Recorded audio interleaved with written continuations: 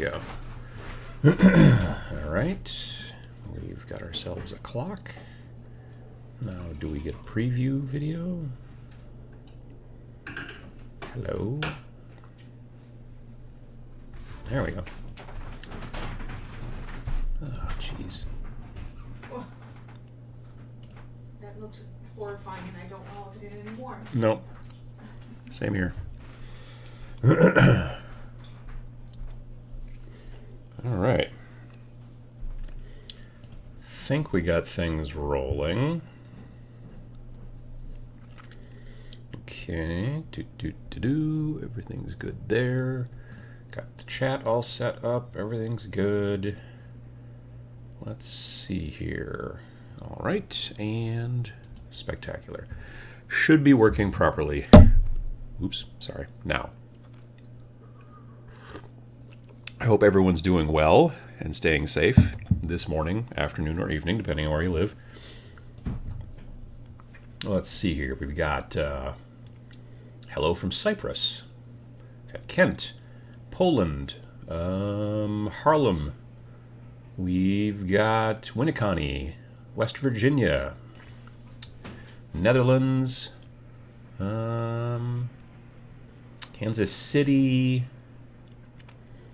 We've got San Antonio, Greece, Atlanta, Georgia, Saskatchewan, which is a great word to say, Sioux Falls, San Antonio.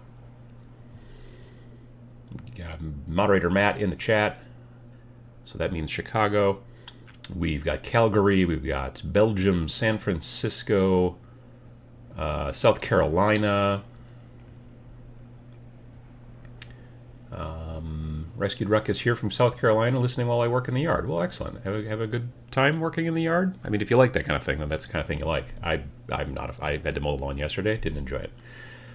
We've got someone from Jonesboro, Illinois, Uperland, Eau Claire, Wisconsin, Grosse Pointe, Colorado Springs, Newcastle, England, Italy. We've got Wisconsin. We've got Tinley Park, Denver, Germany, Australia, Omaha. Sweden, Germany again, another Germany, Singapore, Bulgaria, South Africa, Queensland, let's see here, Kentucky, Barcelona, Norfolk. Warm greetings from Poland, watching live for the first time. Well, excellent, glad to have you. You're doing a great job encouraging people into the hobby, working on my Deathwatch Kill team, listening to the most soothing voice on YouTube. I don't know that that's necessarily the most soothing voice on YouTube, but I appreciate it. Thank you very much. Let's see here. McKinney, Texas. China. We've got sunny western New York. We've got rain, drizzle, and fog in Newfoundland. It's been a really lovely weekend so far here. It's been a little cool, but I'm okay with that. It's been like in the high 60s Fahrenheit. But it's been nice and sunny and not humid and not raining and all that kind of stuff. Good evening from Qatar. Well, absolutely. Costa Rica. Kentucky. Bloody Thumbs asks, have you used the Redgrass Games wet palette? I have not. I own one.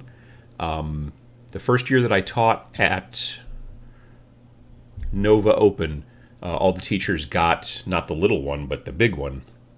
And I have not used it yet because in my current hobby setup, which is changing soon, it is literally too large for the area that I have set aside for a wet palette. So when I move everything to the new space, which is in progress right now, and making decent progress actually, I may deploy it and use it. Although, I don't know, I'm still kind of real stuck on my just that kind of Gladware one from parts from the grocery store that I showed in the original video that I made 5-6 years ago. I still use that palette to this day.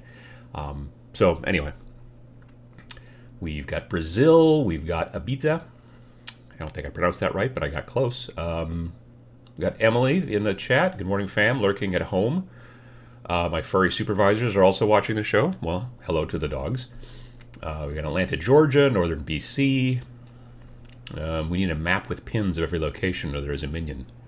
That would be cool, actually. Like a Google map or something like that. That'd be pretty neat. Corpus Christi, North Dakota, Columbus, Ohio. We should be at Origins right now. Yeah, no, I know. Or was it this week or was it next week? No, it was this week. You're right. Yeah. No, I'm missing all the conventions. Sadly, I mean, well, obviously we all are if we were going, but I'm like missing. I wish I was there. So yeah. John Ashley Smith says, "Feel like I have been beaten with sticks from tearing up my brother-in-law's yard yesterday." Well, that's no good. Don't do that. This is why I don't like to go outside if I can help it. Let's see here. What would you say is the perfect condition for priming outside? Honestly, right now, at least around here, where it's low humidity, 70s actually, a little bit warmer maybe would be nice. Yeah, so I don't know. Humidity is a big deal. That's the big thing, really. Let's see here. Going to start painting my Imperial Guard, Starship Troopers, Rico's Roughnecks. Nice. What is the line? Do you apes want to live forever? Something like that. I haven't watched it, unfortunately, in probably a year, maybe. It's in probably my top 10 movies, Starship Troopers. I own it on Blu-ray, I think, which it only recently came out on Blu-ray, but yeah. Maybe I'll watch it tonight. I just upgraded my homemade wet palette with Army Painters. It's cheap and great. Yeah, the Army Painter palette seems nice too. I mean, it's a smaller size, so it's not as big as that big wet palette from Redgrass. Although Redgrass makes a small one too. I don't have that one. I only have the big one.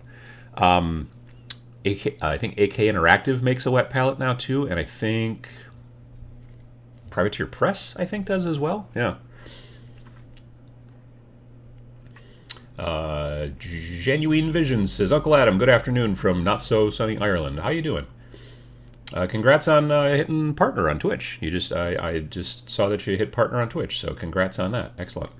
I'm starting to do some twitching. That doesn't sound right. I'm starting to do a little bit of Twitch myself. Anyway, I got a little thing here. Look at that. So yeah, I'm mainly just playing some video games. I'm calling it Uncle Adam's Paint Break. It's something I do after I've been hobbying, and then my eyes start to hurt because I'm old and I focus too close over the top of my glasses and forget to wear my magnifier. Anyway, so I want to focus on something further away. So I've played some console games. I mainly these days am playing GTA 5 and running around with a cat t-shirt on, with a cat mask on, and it's Cat Police, and I go out and I solve or sometimes do crimes, it depends. And anyway, so I've been doing that sort of randomly. My most recent stream was on Friday night, and I've got a webcam now and graphics and the whole deal and all that stuff. But if you're interested, twitch.tv/tabletopminions, you can follow. I will be soon, before the end of before the end of June. That almost rhymed, and then I goofed it up. My allergies this morning are a little problematic.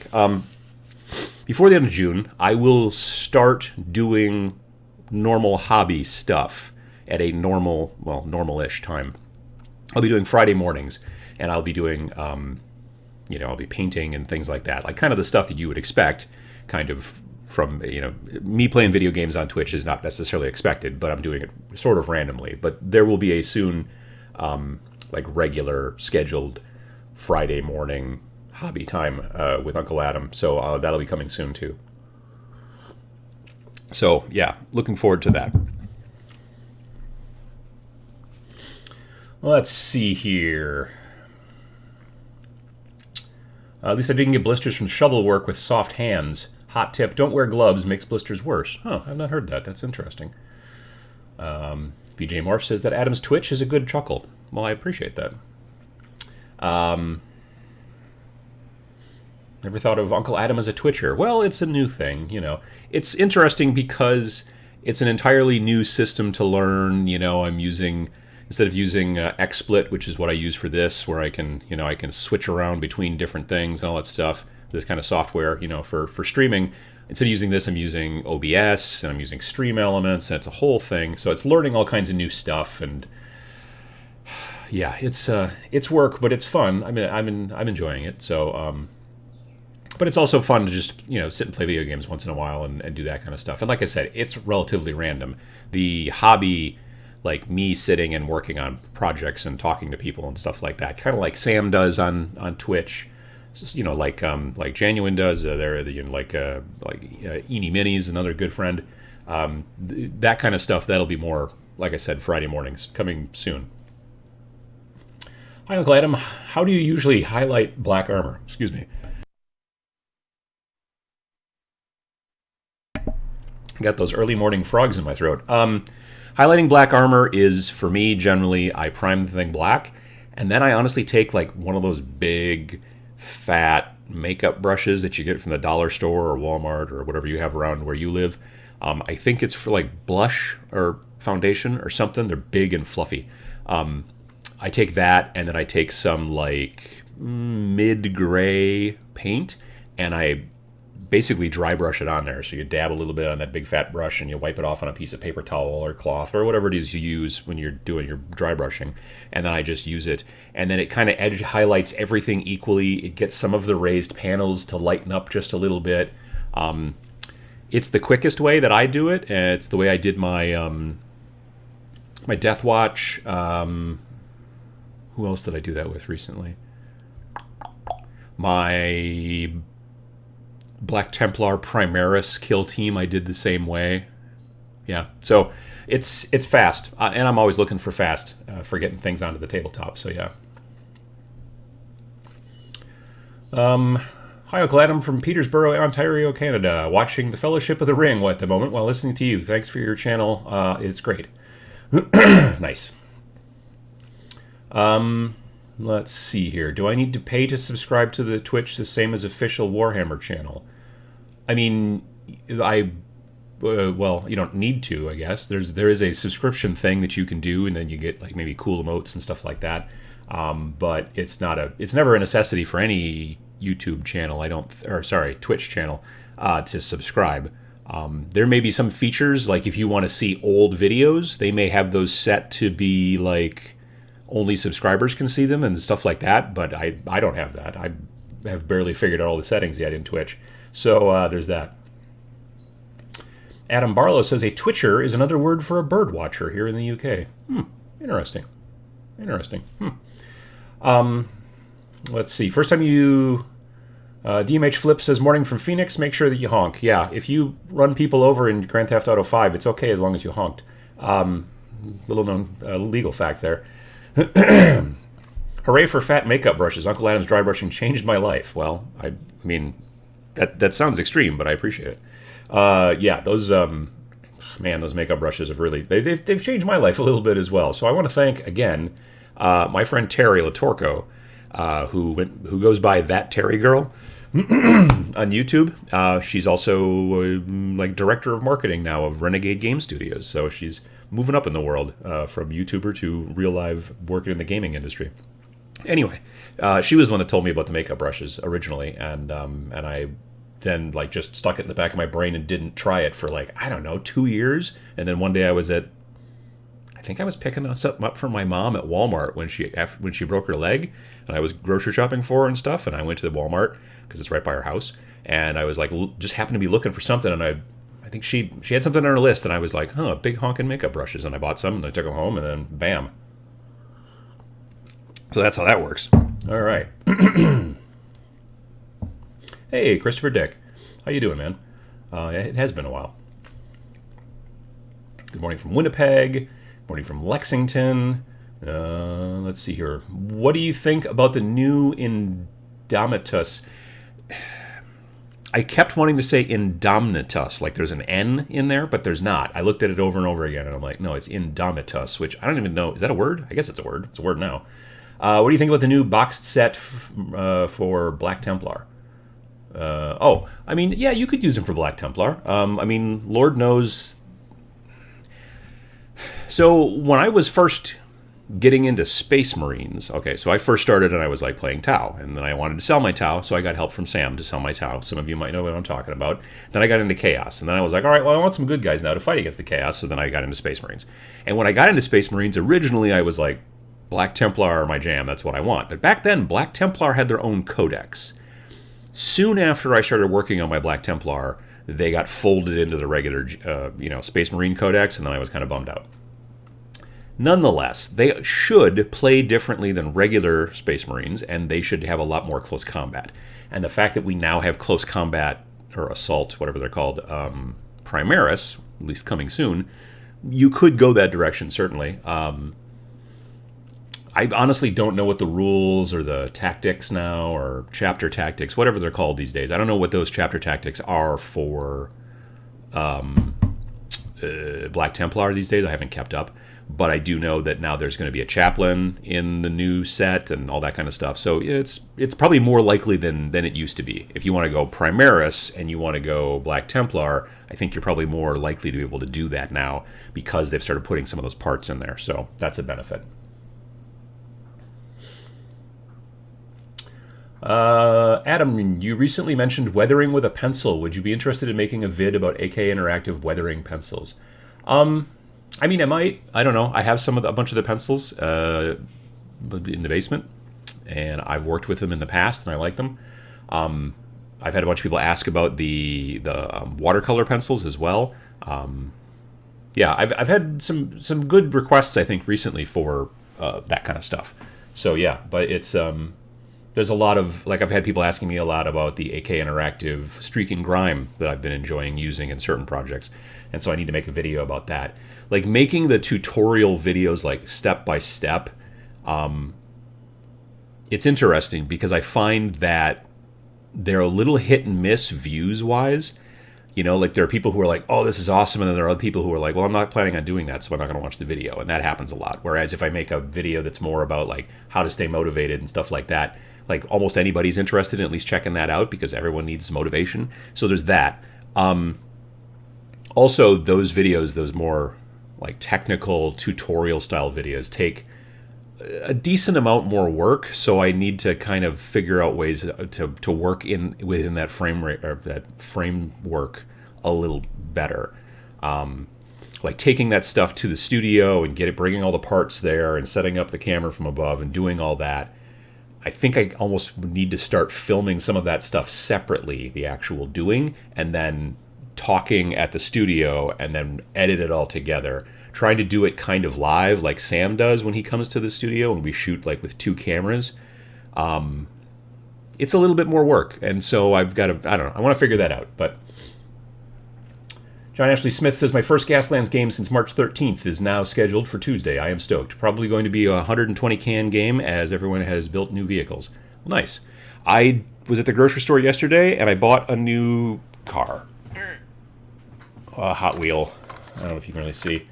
But it kind of almost looked a little post-apocalyptic, like right to start. And so I thought, well, heck, I can do that. And then I recently bought, I think it's North Star Miniatures. They sell a set of sprues for Gaslands. They've got the license or whatever. It says Friends of Gaslands right on the packaging. And it's just a bunch of it's like rams that you can put on the front of the cars. It's little machine guns. It's all kinds of like little bits and stuff designed for Gasland to stick to your current cars. But yeah, it's a nice set. I like it.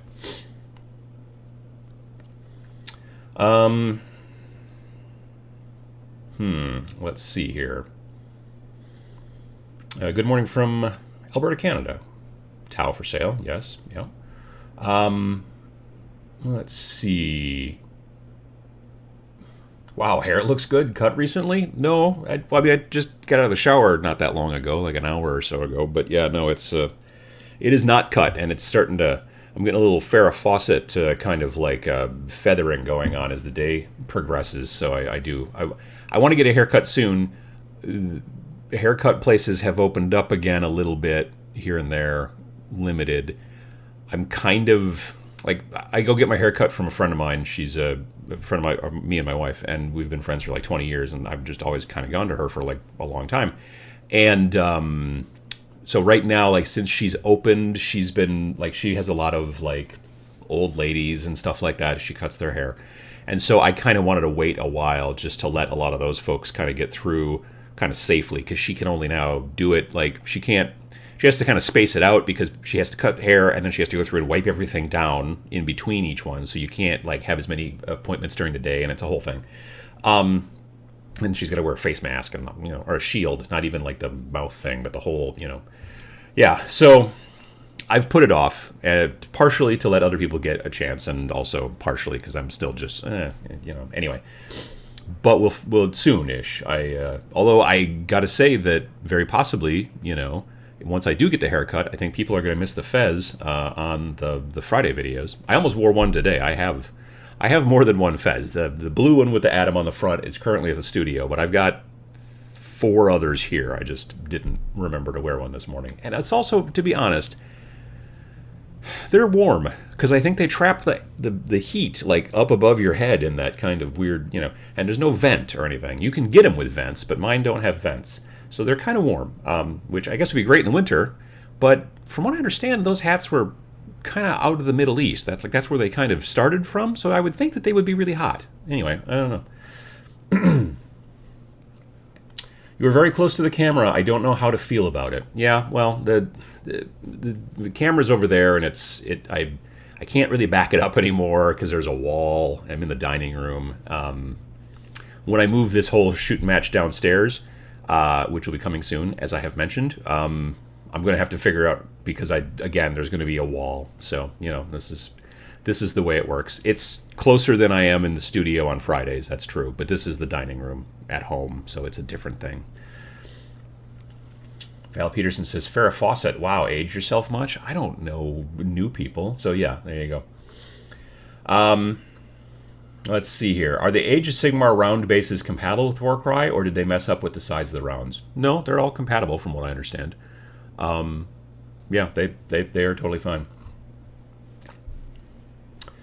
Could you pachow a link for those sprues in another video, as I'm thinking about dipping into Gaslands? Just do a Google search for North Star Miniatures Gaslands, and I bet you'll find it. Sundered Psyche says, hello, Uncle Adam, from my new house and hobby room in Dardanup, Western Australia, painting Goblin Blood Bowl team. Nice. Well, congrats on the new hobby room. Yeah, and the house too. That's fine.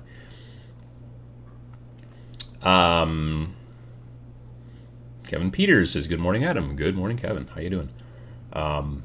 Let's see. Keep the fez. It's like a mascot now. Yeah, I mean, I'm thinking about it, definitely. Can I request more fez? Maybe. I mean, you can give it a try. Uncle Adam, do you gamer need the Warcry terrain boxes to play, or can you start with the rules and your own terrain? Oh yeah, you can totally start with your own terrain. In the starter box for Warcry, if you have it, it comes with these cards that say, oh, hey, lay out the terrain this way. If you're like me and want to be just a little bit OCD, then you build your terrain to match the cards. And there are some YouTube channels out there that have got videos about like how to build the terrain so it matches the cards as closely as possible. I think the one that I tried to follow was Blackjack Legacy. I believe he did a video about that, and I followed along a little bit and then built my terrain. And my terrain's all done, and it looks. I like it. I think it turned out well. I do need to varnish it, but other than that, it's good. But you don't have to use that terrain specifically. You can use whatever terrain you want. If you're going to follow the cards, they are a guideline. Because it's when you're building the missions, you're like, okay, well, here's the deployment zone. Here's what the terrain should look like roughly. Here's like the objectives, and so you pick these cards randomly. So you're not just like following in the book and going, oh, I'm going to do this. You can do that too. There's definitely missions and things like that as well. But you can also just play with the cards. So yeah, you can use whatever you want. Honestly, you do generally. The game works well when you have the ability to kind of go up high in some situations. Not so much like for sniping and stuff like that, because it's not really a shooting game, but you can definitely... What did I just do? Did I hit a button? What happened? Sorry. Anyway, so yeah, that's kind of a thing. That was weird. I just noticed on the screen. Yeah, so you can do that kind of thing for the terrain and everything. Merch Bunker Fez. Honestly, I have kicked around for a while now. The company that I get my Fezes from, I buy them at Gen Con, which so means I won't get one this year. But it's a company called Fezorama, and they make them, and they're lovely, and it's all nerd-based kind of stuff, Fezes. And I have talked to Jason, I believe is his name. He's the owner. And the Fez Master, maybe, he might go by as well. I've talked to him about maybe making like a Tabletop Minions Fez and going that direction. So we've chit-chatted a little bit about it at the conventions in the past couple of years at Gen Con. So if I was to do one, I would almost try to work it out not as a real Kickstarter, but kind of like a Kickstarter, where basically we would get one made, so photography could be done. It would be like a prototype, and then it would be like, look, if you want one, you can pre-order, blah, blah, blah. We give it a certain amount of time. You pre-order, then they know exactly how many to make. We're not sitting on extra ones. So I'm thinking about it. The thing is, he doesn't just, and I appreciate this, he doesn't just want to just throw the logo on there and call her good. Like, he's a creative and he's an artist, and so you kind of work with him to come up with something. So yeah, he's not just about taking a company's logo and throwing it on a Fez. So we'd need to come up with something that we're both happy with and then go from there. But thinking about it. Let me see here. Fez should be one of those singular and plural into both words. I have a Fez. I have 20 Fez. I like Fezes. I think that's fine.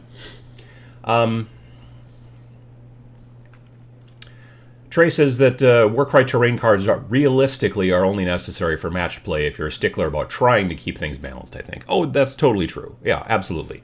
If you just want to randomize things for funsies, then they're great. But otherwise you can do what you want, or you can follow, sometimes on some of the other missions will kind of give you a little bit more guidelines. But again, these are all guidelines. It's not oh, well, you didn't have exactly this piece of terrain, so therefore we can't play. It's not like that at all.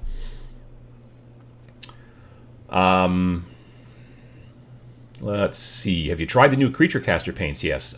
Paints yet? Yes. I've owned a set of the Pro Acryl paints. I bought them technically I paid for them at LVO, but then they shipped them to me because I didn't want to have to try to carry them all in my luggage on the way home. And LVO was in end of January. So I've had them since probably mid-February. They are quickly becoming my kind of go-to paint for normal opaque paint style stuff. Their inks are also good. They've got these transparent colors, which I'm enjoying, but their transparent colors are good. I really like them, but I also have the line of washes from Secret Weapon, which are technically more like glazes, which are kind of like what these Creature Cast with these Pro Acryl transparents are like. They're a lot like glazes as well. And there are just a lot more colors in the Secret Weapon line. So when I'm looking for glazes and transparents and things like that, I have a tendency to end up in the Secret Weapon camp when I'm painting a little bit more, because there are a lot more colors, and also their colors are a lot grungier. There's colors like sewer water and baby poop and stuff like that, which kind of follows along with my aesthetic in many situations. Whereas the colors that you have from Pro Acryl in the transparent line are a lot of it's blue and green and that kind of stuff. They have a brown and an umber or whatever, that kind of jazz. But yeah. Otherwise, for the normal standard opaque style colors, though, I am using their paints a lot more now. Every once in a while, there's a specific color I need that I only have in, let's say, maybe Citadel, or maybe, more likely it's Vallejo. There's a specific color that I really, really like, and I stick with that. But yeah, I've been using the Pro Acryl paints a lot. I really like them. I started with just 2 years ago was when I first heard about them at LVO, and I bought their straight white, because finding a good white paint that you're happy with, it's nicely opaque but not too chalky and all that kind of stuff, is hard. So I'm like, well, I'll try that, see. And I talked to the guy and everything, and really liked it. So yeah, this year at LVO, I just bought the whole shooting match. I don't know, it's probably 56 colors total, maybe. But I've been very happy with it, definitely. What is a fez? It's a type of hat. It's one of those that you kind of goes up. It's got no brim. It's just straight up. It's the hat that I've been wearing in the last several videos. 3 videos, I think. Is fez a state of mind?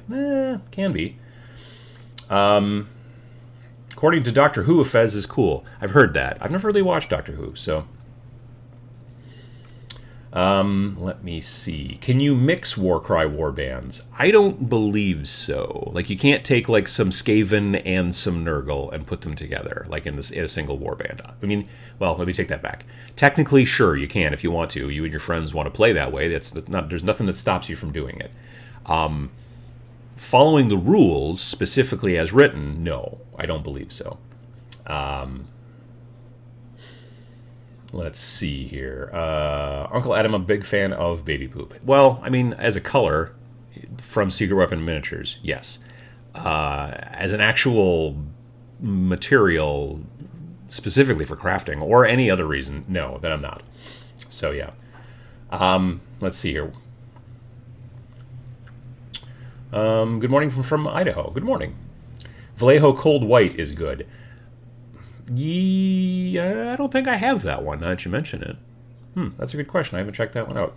Basalt Gray. Yes, Basalt Gray is one of my favorite non-metallic Vallejo colors. I use Basalt Gray all the time, specifically for basing and stuff like that. I really like Basalt Gray. I don't know why. And my Basalt Gray is running low, and I need to see if I can actually get another one. John Ashley Smith says, when the hobby store is open, I probably need about $75 in paint. Yeah, that is problematic. Need to try that white out. Citadel and Reaper are okay for me. Yeah, Pro Acryl, I really like their white. I forget what they call it now.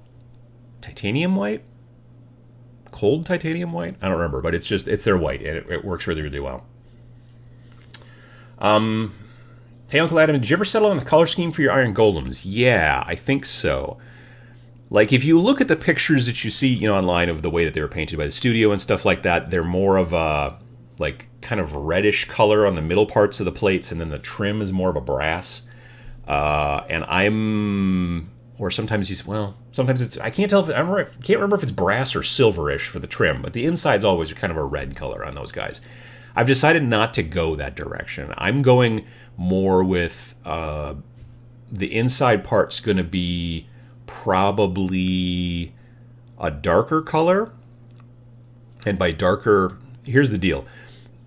For speed, my idea is to prime them all silver with like Stynylrez silver primer, and then use contrast paint, either Black Templar or else one of the dark grays. The Black Templar might be almost a little too dark, but use one of the real dark gray, and then be able to put that inside all the panels because it's so fluid and stuff like that. You'll be able to get it in there real easy without having to, you can just push it around as opposed to having to cover like you would with a normal paint. And then because it's transparent, you'll still get a little bit of the metallic through there too. So it'll be like a metallic dark color and then the lighter color trim. I don't want it to be too light though, so I might actually want to not prime with silver. I might want to like zenithal with silver. Anyway, I'm still working on that in my mind, but it's coming soon. But yeah, that's going to be the plan. I don't want them to be, I don't want to do the like corn color scheme or anything like that. I want to stick them with like a darker color and go that direction, which it's going to make them maybe a little, I don't know.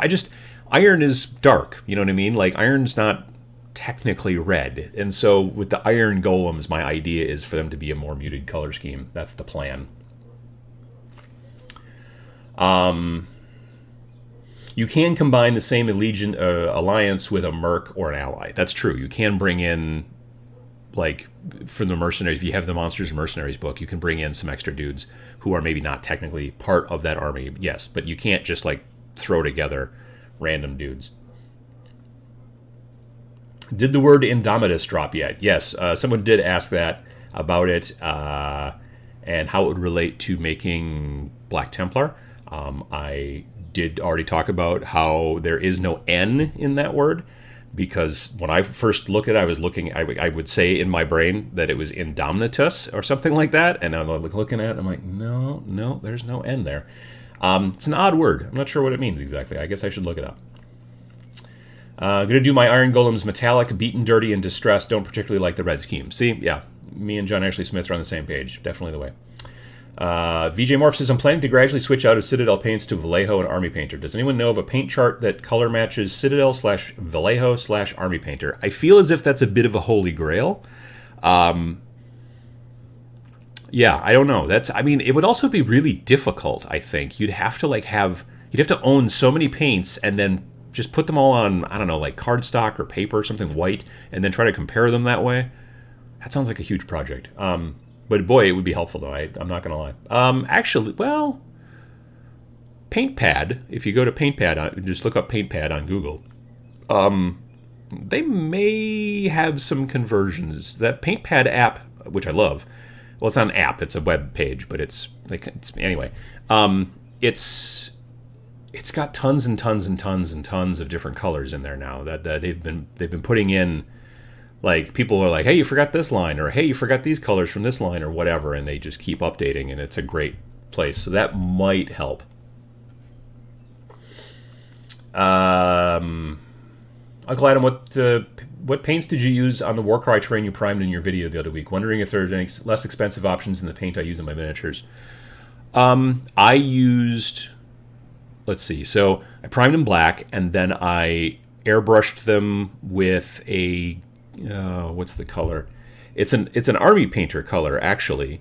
Army Painter now makes a bottle of airbrush medium, I think is what it's called. And what that does is you add, like, I think it's 2 drops of that to 1 drop of paint, or it's the other way around. It says on the bottle how to do it, and I just forget off the top of my head. But it allows you to basically take normal Army Painter paints, which you don't generally fire through an airbrush, and then fire them through an airbrush. So it's this nice stuff that you can just, it's like you mix it. You can mix it directly in the cup on your airbrush, unless the cup on your airbrush is very tiny.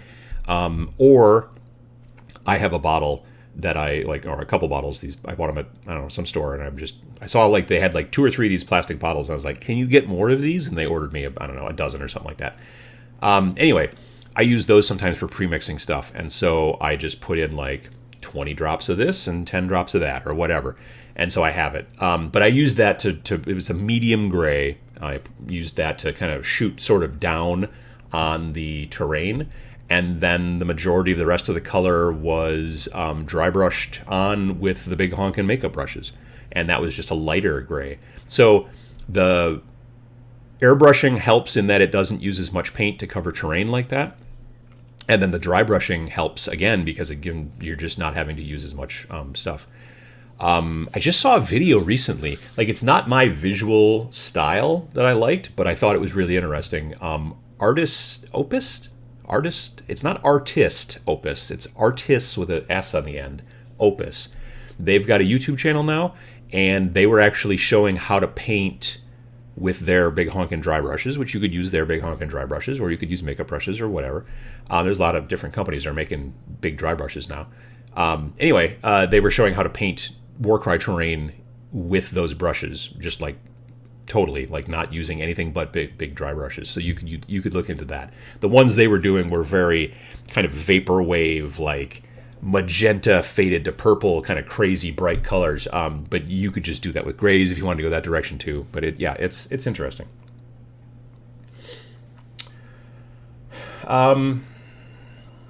I just bought some Necromunda Orlocks and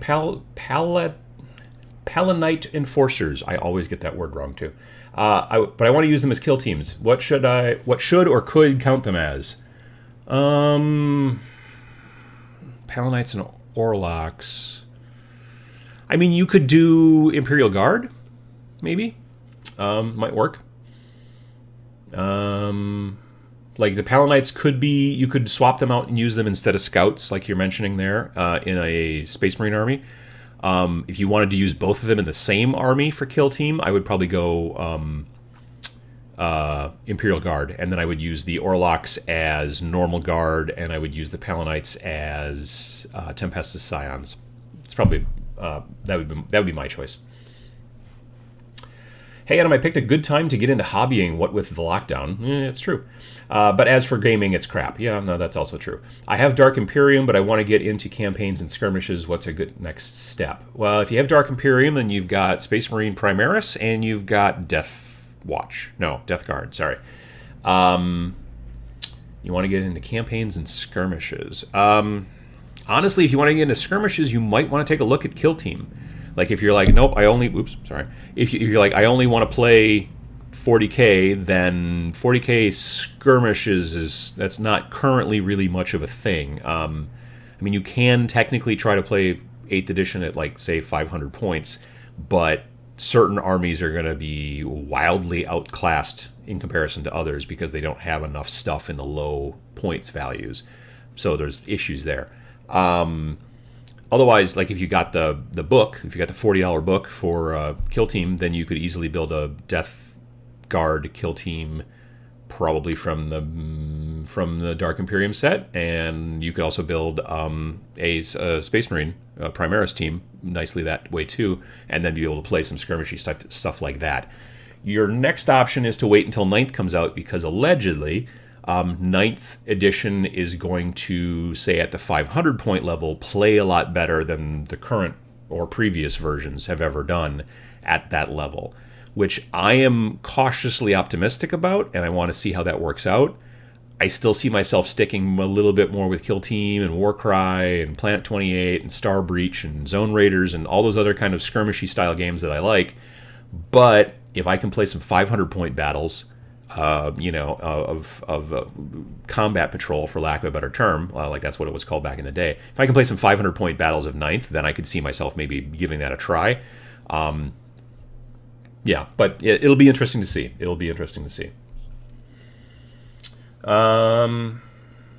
Let's see here. Marcus says, 9th has disappointed me so much. The main issues I have with 8th is that there's still there and even expanded. I go, you go, stratagems, gotcha combo, card play, rerolls galore. I now know that 40K will never be my game. I mean, have they talked about activation? Like, are they going to definitely like double down or stick with the whole, like, we have to roll at the beginning to see who goes first, and then we just stick with the I go, you go for the rest of the game? Or are they, because I haven't seen anything about that, but then again, I haven't been paying super close attention.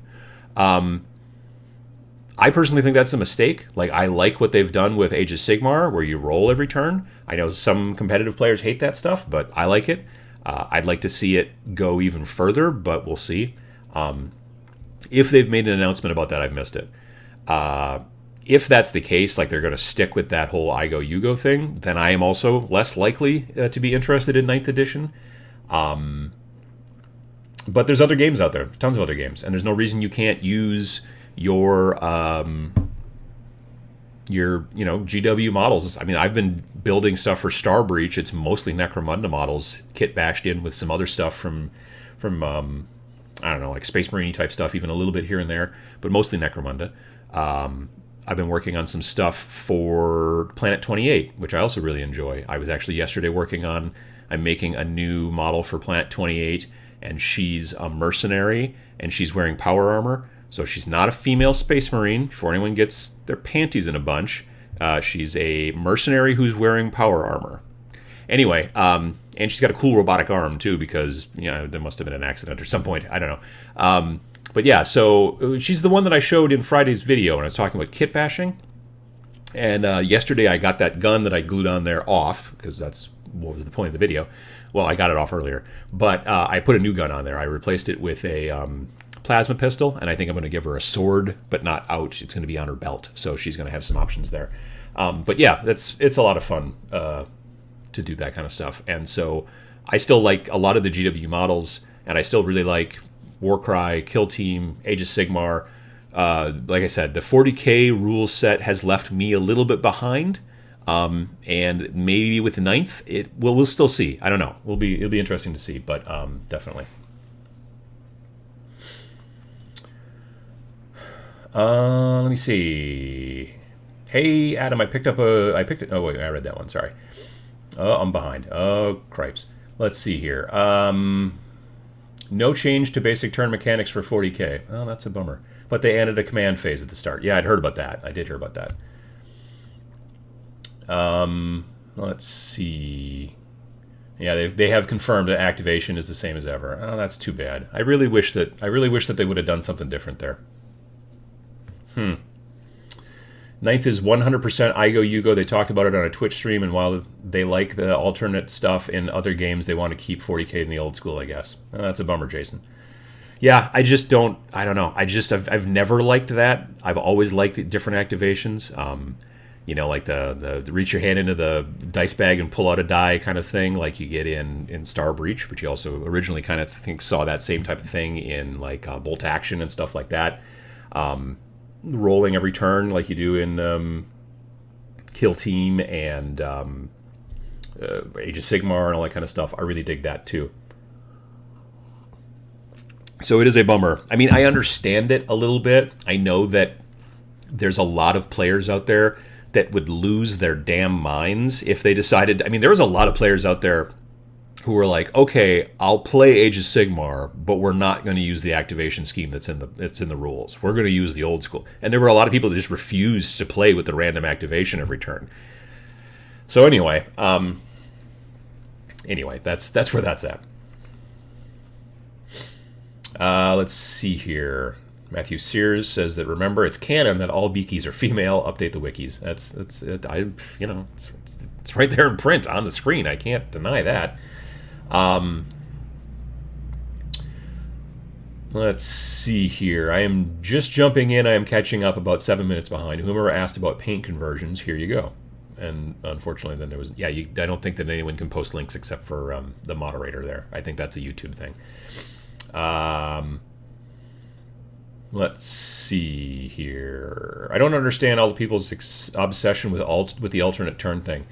It's like I like the alternate turn because it keeps the game more interesting. The whole concept of like that first roll at the beginning of a game of 40k is super important because basically if you lose and you have to go second, then you have two choices. You either completely waste your first turn and hide everybody behind buildings, or stuff of yours gets blown off the table in the first turn before you can do anything about it. And then after that, it's just, okay, well then, and it's just, I don't know, I just find it dull. Age of Sigmar's alternate activation, I really enjoy. The unit-by-unit activation is, I think, really actually a better system in many situations, just more interesting, keeps you more engaged with the game.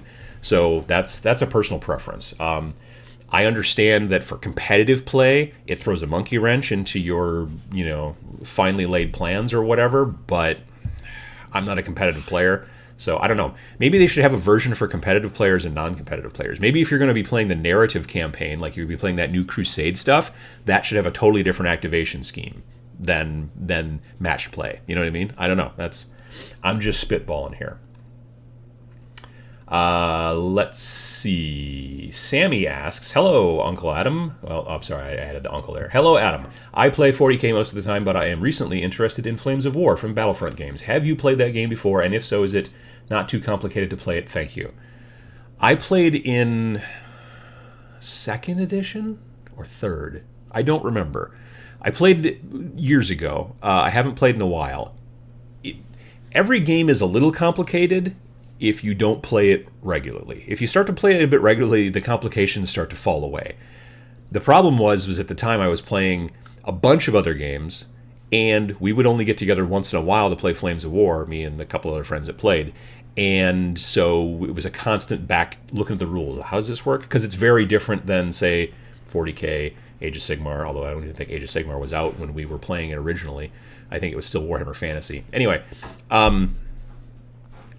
now the newest version is, I believe, 4th edition, and I think it's supposed to have been streamlined a bit, so hopefully that will help with some of the rules. But I have played. I'm not a big fan of infantry in that game. I'm not a big fan of historicals in general these days. I'm not against them. Like, I don't think that people shouldn't play them or anything like that.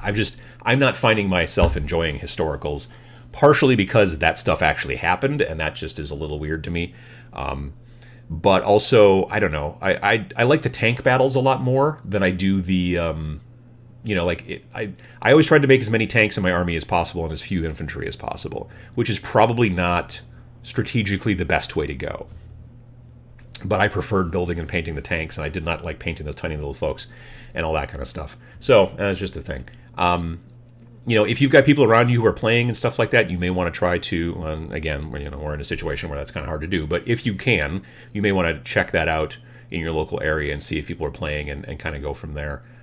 If you decide you want to become the advocate and try to get people in your local area to start playing once they can actually start playing in person again, then you may need to build 2 armies, which is kind of hard to do with a big army game like that, which is why I generally like skirmish games, because it's way easier for me to build 2 warbands for a skirmish game and then teach people to play than it is to build 2 full armies for a bigger army scale game and to use them to teach people to play. So that's my 2 cents.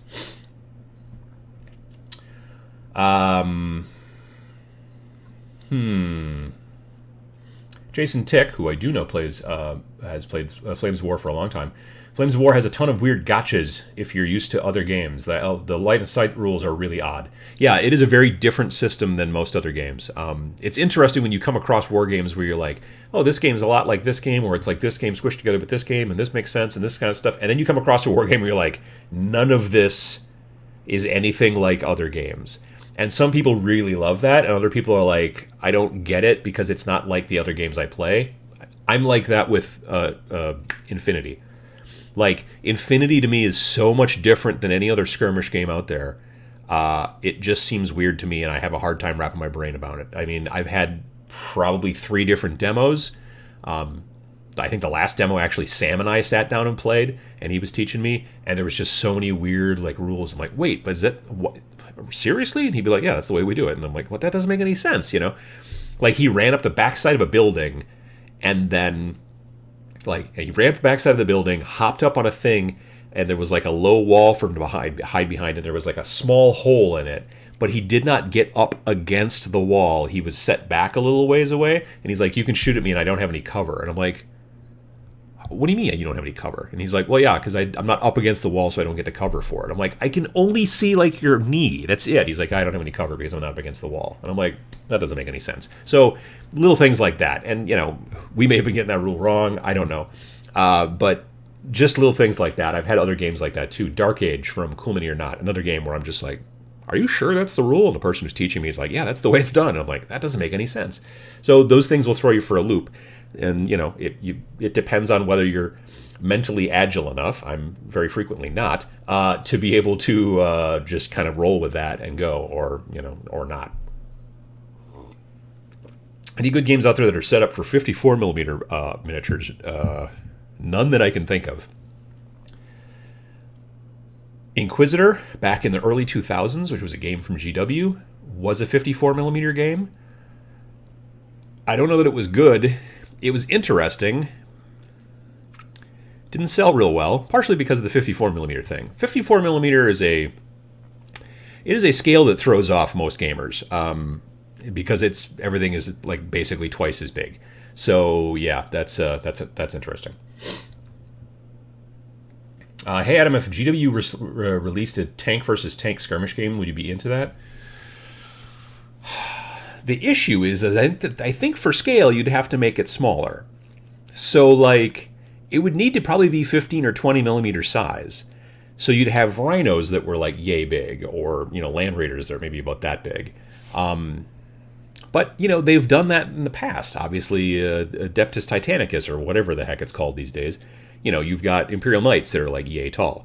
So, they could. That'd be kind of interesting. I could kind of see that. That'd be sort of fun. Down the road, I see myself probably playing Tanks: The Modern Age from Battlefront, same people that make Flames of War. So Tanks, the original Tanks game, is very much kind of a simplified game, almost along the lines of X-Wing, but it's using tanks. So you have these little cardboard, I'm going to move this way and then shoot. And so it's a little bit like X-Wing, but it's with tanks. They're not pre-painted, though. You got to paint them and build them yourself. But they're World War II. So I was like, Well, then they made Tanks: The Modern Age, which is based off of their Team Yankee setup. Team Yankee is technically alternate history. It's what happens if the Third World War started in the 80s, roughly kind of Eastern Europe area. And so I'm a little bit more interested in that because it's, again, alternate history. But you get tanks like, you get real tanks like, M1 Abrams and stuff like that and whatever, and helicopters, Hinds and Apaches and things like that. And I own some of that stuff. I've painted the starter for modern age, or for the modern age, tanks the modern age. So I'm interested a little bit more in that. I've even bought some terrain and stuff like that. But yeah, if GW made like they got that airplane game now, which I can't even think of the name of off the top of my head. It's AI. It's Aeronauticus Imperialis. I don't know, something like that. So if they just made a tank skirmish game, I think that'd be kind of cool. I mean, again, you'd be in a situation where you'd be like, then you'd have to get terrain. Well, you don't need that much terrain. It'd be nice to have a tank battle in a city, though, so then you'd sort of need some terrain. I don't know. It'd be interesting. I think they should do that.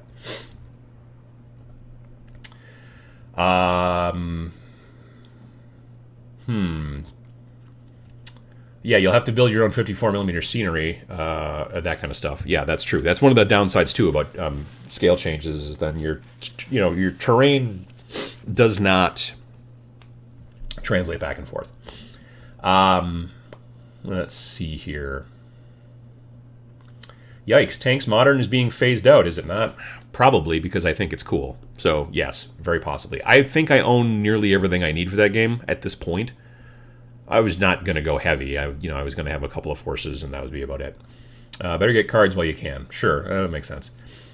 Welcome to our new show, Tank Talk. Yes, I agree. Tanks Modern Age was discontinued, sadly, replaced by World of Tanks video game tie-in miniatures game. Oh, gosh. That's hurtful. Let's see here. Drop Zone Commander is an incredible small-scale game, but not much of a player base locally. That one's a little bit more Englandish, I believe. UK, right? I know that's where it was originally started, but I think that the player base is generally a little bit more over on that side of the pond. I know some people around, even by me, who do play, but it's not that many. Let's see. I would love a tank game because it would make all the different Rhino variants a little bit more relevant. Well, yeah, that's true. Let's see here. How do you think the new 9th edition will affect Kill Team? Well, I made a video about that 2 or 3 weeks ago, actually, about is that going to be a problem. I don't know if it is. I still don't know. I think they're going to try to keep both those things going.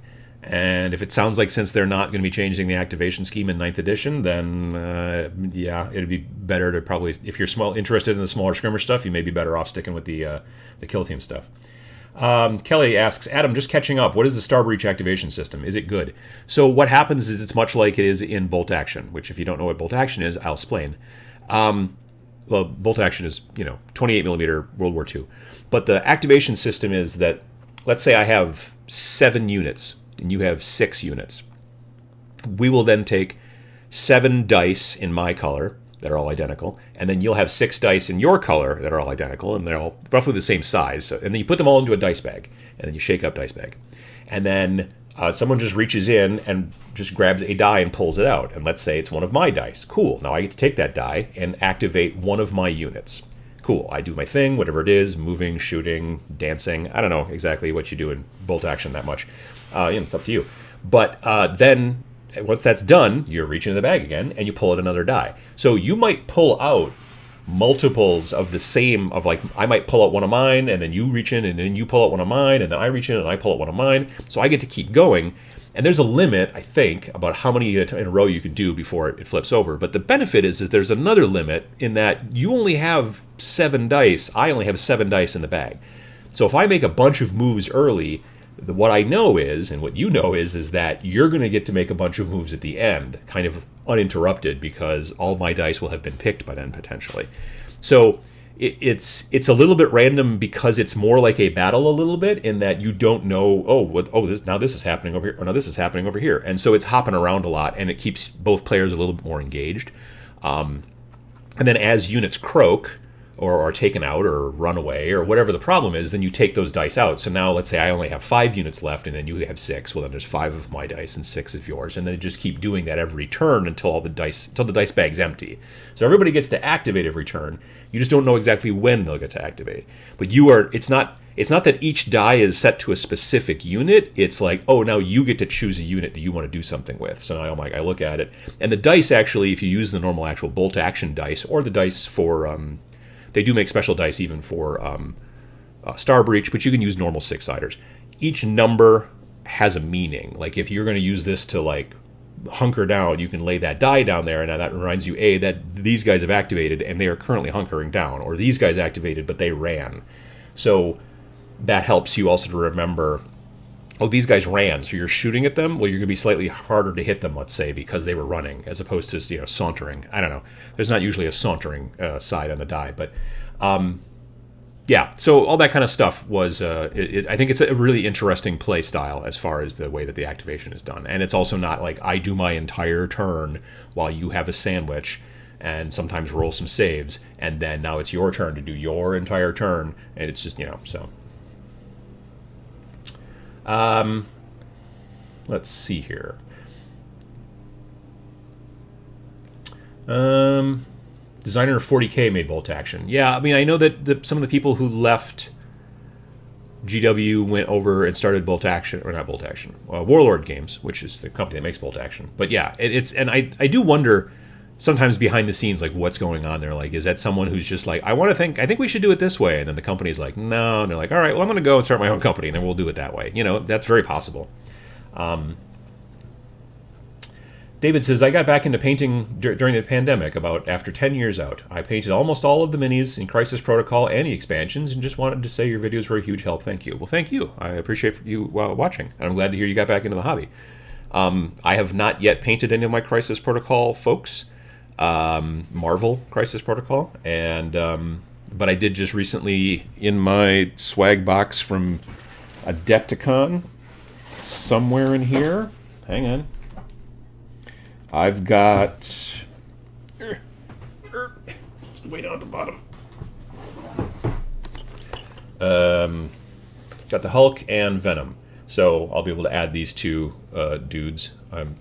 Yeah, they're dudes. Well, I mean, this guy's a symbiote. Anyway, I'll be able to add them to my forces, which will be kind of cool. So, yeah. It's a little bit further down the road as far as, for me, about, like, I want to get Warcry stuff done first, and then I want to get into those guys and start messing with them. I'm not going to paint them like they are supposed to be painted, I think. I have a suspicion. That just seems to be the way it works. Adam, do you think we'll see a new Age of Sigmar starter set anytime soon? Well, there's a lot of rumors going around. There's a lot of mathematicians counting years. There's a belief that probably maybe next summer will be a new version of Age of Sigmar, which again, I think is too soon, but it's not my company. So yeah, potentially if the new rules come out, if Age of Sigmar 3.0 comes out next summer, then there would probably be a new starter box for that. If they don't do that, which would be, I think, a smarter idea, but, then I don't know. Well, then I'm not sure when the next starter box would come out. And maybe they'll make a starter box for when the new Giants come out. That'd be kind of cool.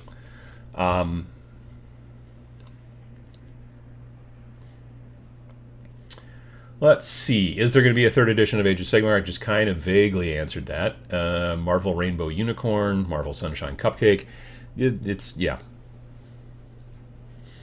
I wonder if there is a video online where we go over that Adepticon VIG bag. Moderator Matt, that's a good question. If somebody had a link to a video where me, Moderator Matt, and another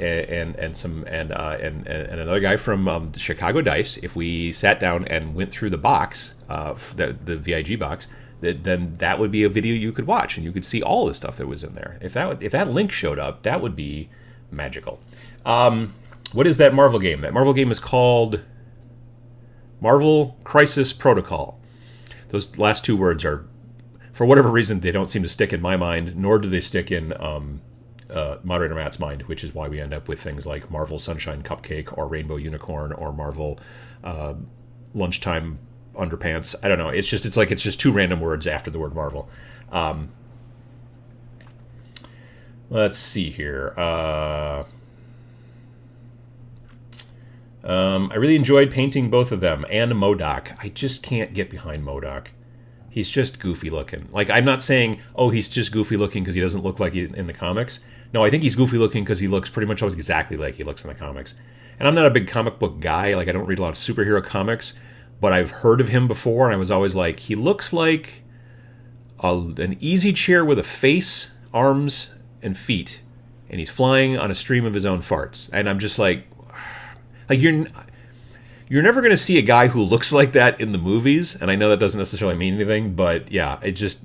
Anyway, I'm sure he's great. I'm sure he's got a long historied backstory, and he's very powerful in the game, and he loves his family, and I don't know, but I'm like, I don't even know what the heck that thing's supposed to be. That's kind of partially sometimes my issue with comic books in general, is like, okay, I'm getting behind this. Sure, it's a guy who's super smart, super rich, and he's able to build this suit and all that stuff, and then you get into it, and then there's MODOK, and you're like, I don't know what that is. I can't do anything with that. That's just not working in my brain. Thoughts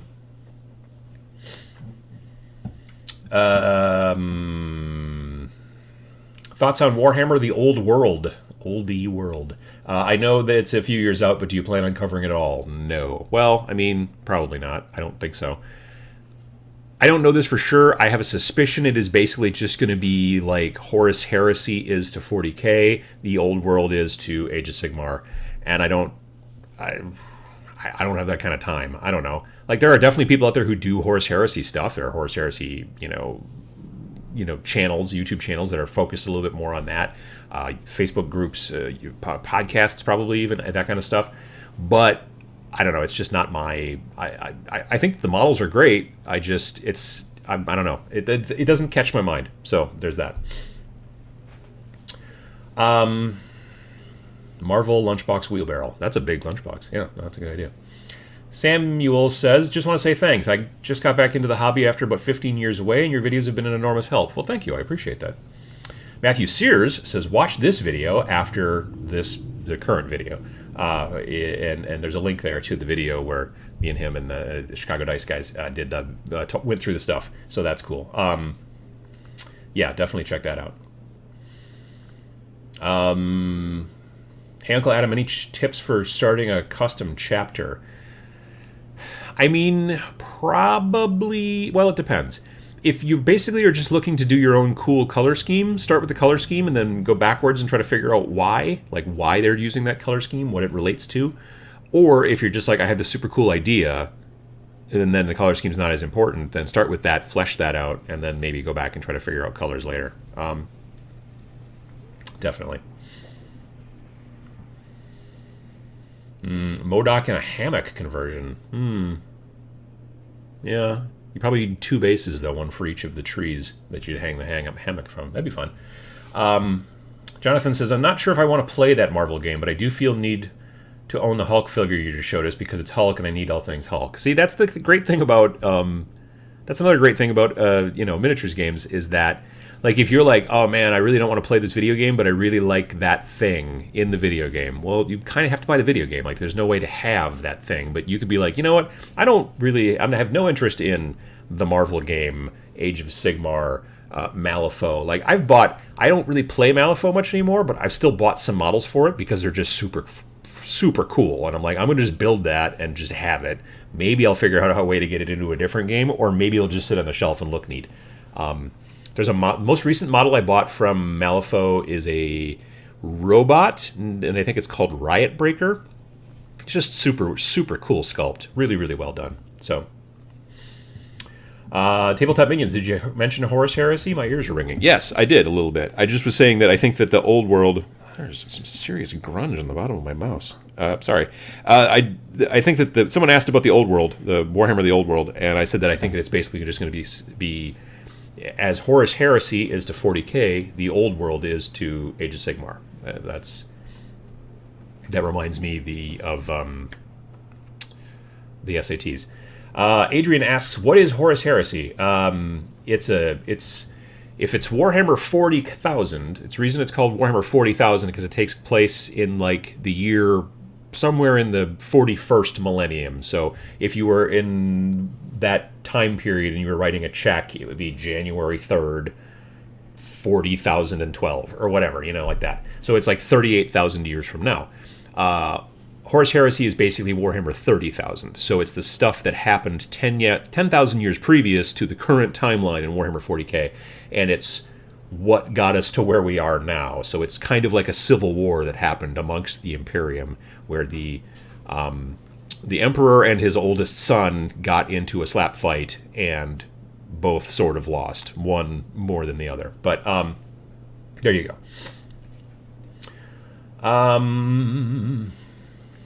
Ed says that there are some cool chapter creation tables on 1D4chan if you want some ideas. So 4chan as a general idea, I've always been like, I don't think I want to go there. But 1D4chan is kind of like a wiki that's just basically about mostly 40k, but also other tabletop games a little bit. It's actually kind of funny in some spots. So yeah, 1D4chan, use that, look that up. Chapter creation tables, cool. Regular 4chan, not my kettle of fish. So Lemur Crazy, I don't know if that's a crazy lemur or a person who is crazy about lemurs, but that's either way is cool. Just try to Windsor and Newton brush for the first time, next level. I still don't own any of those brushes, and I'm okay with it. Like I said, I'm generally, and by saying like I said, I mean in a relatively recent-ish video, I still, for the most part, work in synthetics. That being said, right here, back when Adepticon did not happen, and then a bunch of the people who were going to be going to Adepticon as vendors had like sales and stuff like that, I picked up, at least I think that's what around when it was. I don't know. Anyway, Broken Toad. I bought a set of their brushes. These are their Miniature Series Mark III, which are technically Kolinsky Sable. So I have not, you can tell I haven't tried them yet because they're still in the little plastic thing.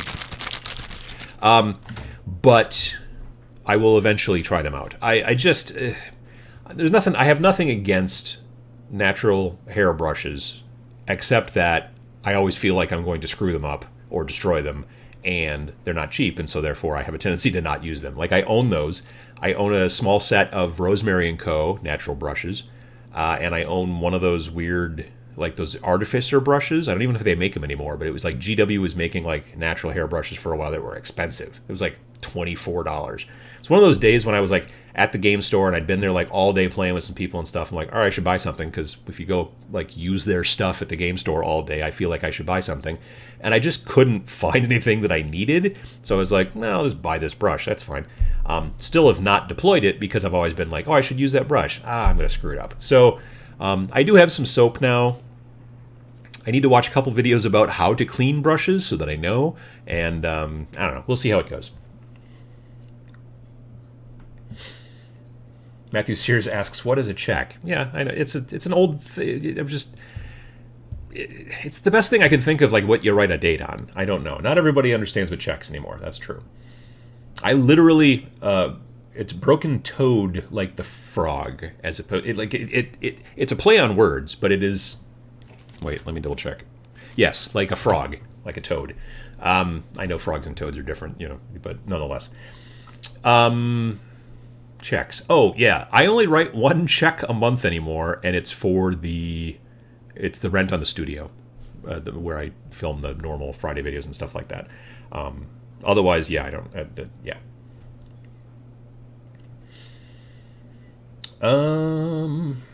Should treads of a rhino be flat black or metallic? I generally do my metallic, and then I usually put a lot of brown wash on them and to be kind of like corrosion or rust maybe, and then sometimes I even throw some at the very last step before varnish. Yeah, usually. Then I usually take like some of those mud paints that like GW has, those technical like kind of crunchy chunky mud paints, and then I'll put some of that on the treads too so it looks like it's got mud stuck to it. That's what I usually do. Let's see here. GW Artificer brushes are literally rebranded Winsor and Newtons. Peachy said so by accident on a GW live stream. Oh, well then I guess I do own Winsor and Newton brush, I guess. So that's pretty cool. Matthew says, I keep fudging my brushes up and I can't see myself spending good money on Winsor and Newton brushes or other quality brands. My army painters keep splitting, and yes, I'm being careful during cleaning time. I honestly just, like I said, I've been buying cheaper synthetic brushes, like at the not even at like the hobby store, gaming store, but like at the, like even like art supply store where you're buying, you know, or any kind of place like that where you can get these, like, that's the thing too. Like these brushes here from Broken Toad, okay, I will probably never use, what, no, wrong way, here. These three, I might use this one here. I will probably, oh, no, wrong way. It's all backwards. All right, let me spread them apart. All right, these two bigger ones, these are the ones that I will use. These two tiny ones, I will probably almost never use. I don't use little tiny brushes anymore because you can't put any, you just don't get much paint in the belly, the reservoir of the brush. So you want to have more, you know, you want to have more fluid in there. So you use the bigger brushes, but you want to find a big brush with a good point. With synthetic brushes, you can do that. They may not last very long, but they also cost $1 or less. So you can, you know, use it for a while, and then you're like, well, now this is no longer a brush that I'm going to use for detail work, and so I will set it aside, and now it becomes a slapping-on wash brush, or maybe even a dry brush if you want to go down that road. You can totally do that. So yeah. Let's see. Uncle Adam, since Seraphon haven't been added to Warhammer Underworlds, any plans to try them for Warcry? You know, I saw I don't remember when it was. It was some time ago when I was in a game store. I did see they had the cards.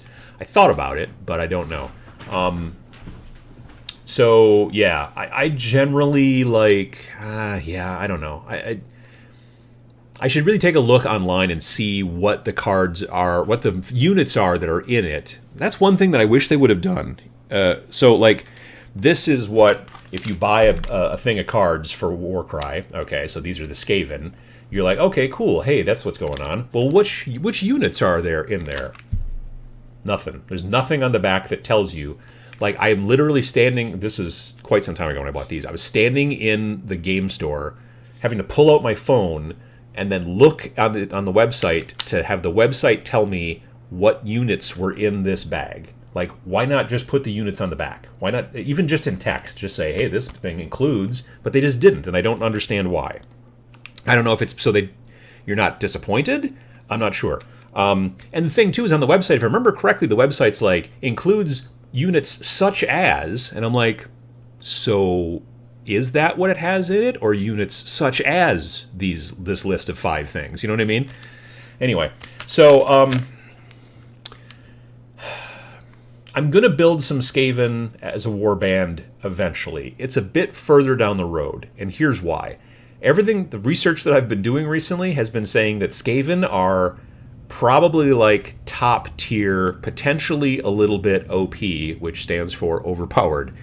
And since I'm not a competitive player, and I'll be mainly playing against some like local friends, but probably even my wife a little bit, you know, until actual playing like in stores and stuff happens again, I don't want to bring a real, you know, killer by accident list of overpowered dudes to a thing. But I still do want to do Skaven, so eventually it'll occur, but not right away. The other issue, too, is that some of the models that come in here, well, they don't come in this bag, but the cards are like for models that you can barely even get anymore, I think, or else they're metal. Could you guys... There's also a lot of them, which is different than the Nurgle Rotbringer Mortals, which I'll show you in a bit, where there's not that many of them. Like, there's just like, well, no, admittedly, 2 of these cards are not. Hang on. I'm going to throw those over there. But there's a lot of models for Warcry for the Skaven, which is crazy. There's like one for each different variation of Storm Fiend, and then there's like a bunch of different just like rat swarms, and then there's like the those are plague monks. So I'm going to probably go Plague Monk heavy because I already own a bunch of them, and also some Storm Fiends because I own those guys, and maybe a couple others, but there's like a bunch of like real old looking, like, I don't know if these guys are even done in plastic, and I can't think what the heck they're called off the top of my head. Actually, there should be a card in here that has the names, right? Yeah. So there's Night Runners, Storm Vermin, Packmaster, who's the guy with the pinchy thing, the Plague Monks, which I have, Clan Rats, which I have, Giant Rats, I don't have, and then Rat Ogres, don't have those, and then Storm Fiends. So this is the stuff that's in the Skaven thing. So again, if they could have just put even the names of these on the back of the little plastic foil whatever thing, that would have been great, but didn't. So anyway, I haven't really delved into what I'm going to build for Skaven yet, other than I know it's going to be definitely Storm Fiends and Plague Monks, because that's what I have, and I'll probably add, and I think I have some Clan Rats too, but that's about it. So my most recent, the next ones I'm going to be working on, as I was doing some research on like the power levels and like, you know, who's considered top tier and which are considered, the next two armies that I really want to work on are both bottom of the bucket, really like not powerful or good at all, according to a couple different places that I looked. So one is Maggotkin of Nurgle, Rotbringers, and these are the mortals, not the demons. So basically there's only 2 units. There are your Putrid Blight Kings and your Pusgoyle Blight Lords, which is, it's getting more fun to say, but it was hard to start.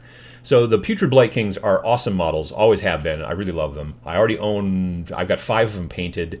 But I'm going to be adding some more to the set because I don't have the Icon Bearer built or painted for my original Age of Sigmar army. And I also don't have the Sonorous Toxin, which is basically the guy carrying the giant bell. I don't have either of them. So I have another box that I bought in the basement for my Age of Sigmar army quite some time ago. So I'll be using those guys to add to this. And then I did get a box with the 2 big bug dudes, which you can only get on the GW website now, unfortunately. Like, it's not available in stores. It's got that little icon on the website that says this is a web-only thing. So I ordered one of those. But I've always wanted to paint the big bug guy, but I've known that they've always been kind of like not great in Age of Sigmar. I honestly guess they're probably not that great in Warcry either, but I'm going to have a good time with them. And then the other army is the Night Haunt. So you got that box of the Night Haunt, which is cool. And this is this was designed obviously for Warcry, but these models are all, you know, you could get these in other sets, but they just put them together. So what you get in here is you get some of the Mirrormorn Banshees, you get some of the Glavewraith Stalkers, and you get an Extoller of Shyish, who's the guy with the big bell, and then a bunch of the Grimghast Reapers there.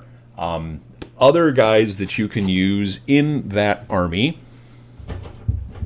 because they also give you the cards, they also add some of the Chain Rasps, and there's the Spirit Hosts as well. So, actually, I left that card in there. Anyway, but yeah, so I have Spirit Hosts downstairs in the basement somewhere. I mean, I know which shelf they're on.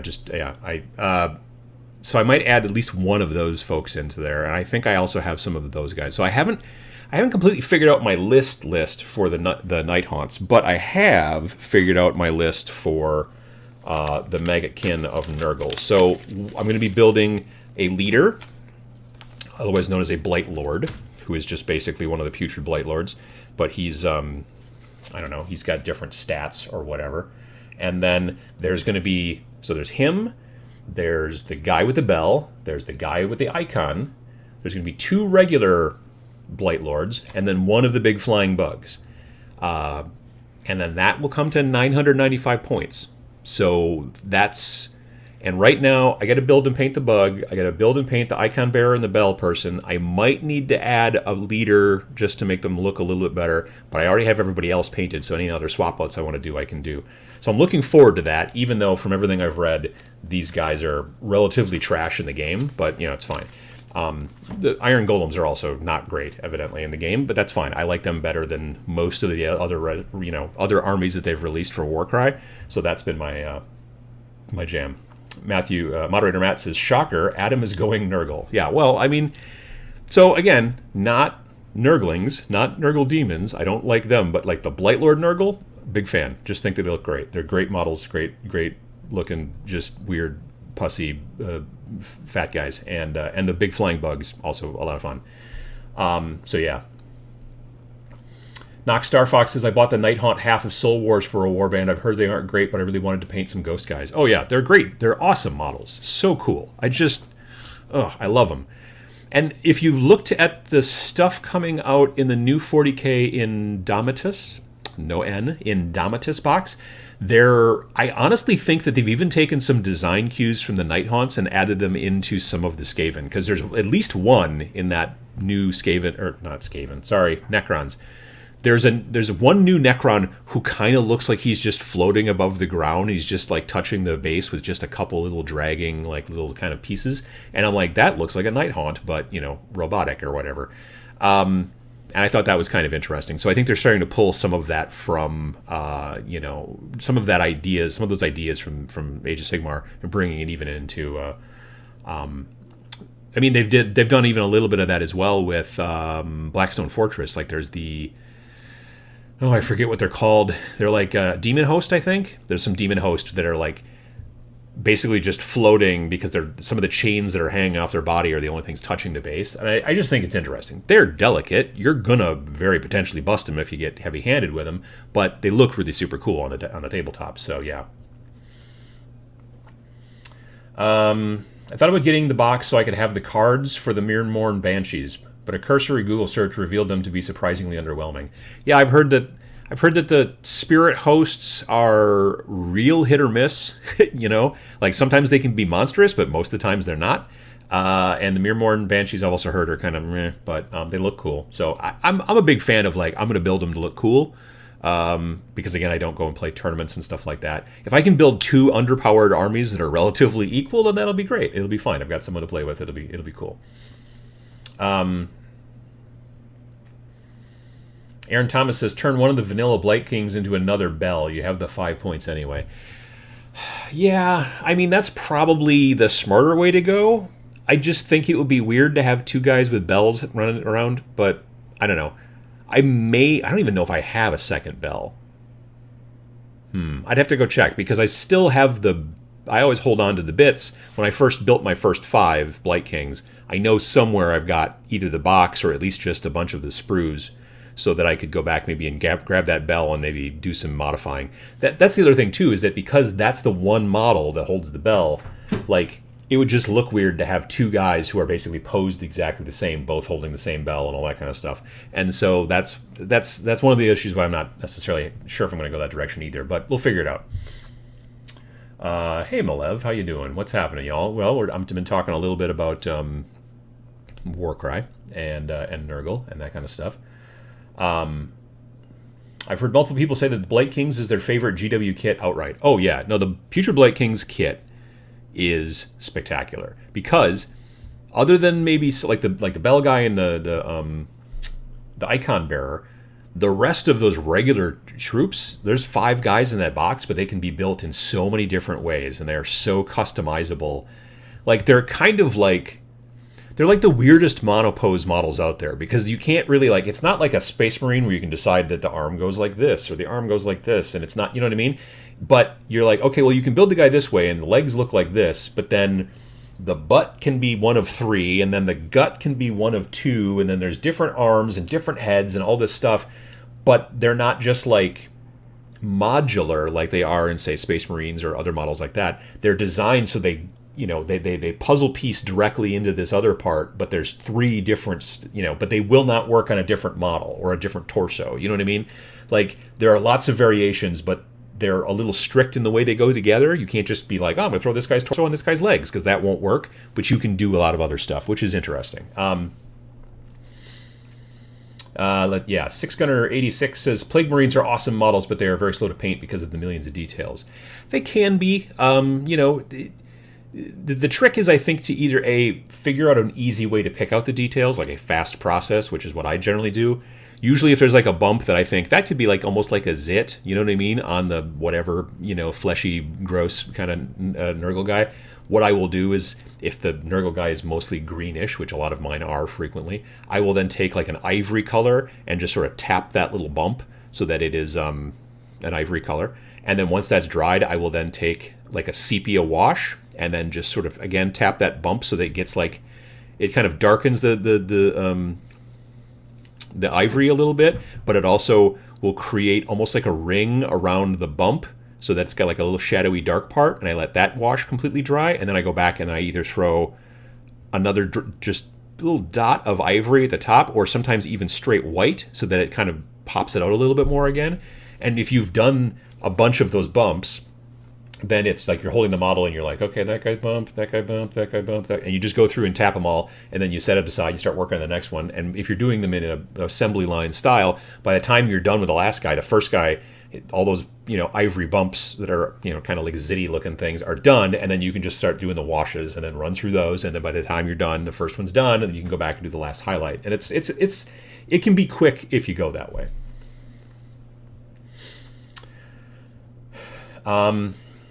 Corbin says, wife plays Night Haunt in Warcry. Never underestimate a warband that ignores vertical distance in an objective game. That's the trick, though. That is the thing. And that's one of the reasons why the Night Haunts, I think, are probably rated higher than the Blight Kings and whatnot, is because the Blight Kings are, other than the bug can fly, but everybody else is basically a slow, gross, jerk, which is I like. But they don't move real quick and they're hard on objectives. Whereas the Night Haunts are real easy to kill, but they can get all over the board very quickly, and in objective games that can be a benefit, definitely. Adam, seeing as you're interested in Warcry, what bands would you like to see added to the game? I mean, honestly, at this point, they've added nearly everything. I think there's card sets for just about, like, maybe not like Dark Elves, whatever the hell they're called these days, the Drakkar Noir, whatever. I don't know if I care about that, honestly. I'm not a big elf guy. So, but otherwise, I mean, like, there's Seraphon and the Caradon Overlords and Sylvaneth. Like, if I wanted to go down that road with a lot of those, like, I've kicked around the idea of making a warband for Caradon Overlords because I've never done any of those guys, and I think they're kind of neat. You know what I mean? And I don't want to build an entire army. Although I honestly kind of do want to paint one of their big weird flying boats, but I have no reason to. So, yeah. I mean, I guess I could just for funsies, but I've got lots of stuff to paint. So sometimes funsies falls by the wayside, as it were. Definitely. Remember, kids, silver is just spicy gray. Wisdom. That's good. John Ashley Smith says, I'm digging the AdMech kits for 40k. For my Age of Sigmar, my favorite so far has been the Marauder Horseman. I don't think I've ever painted any of the Marauder Horsemen.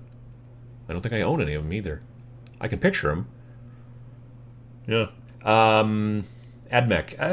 Yeah, I saw someone just recently on Facebook. Somewhere. Some group I follow.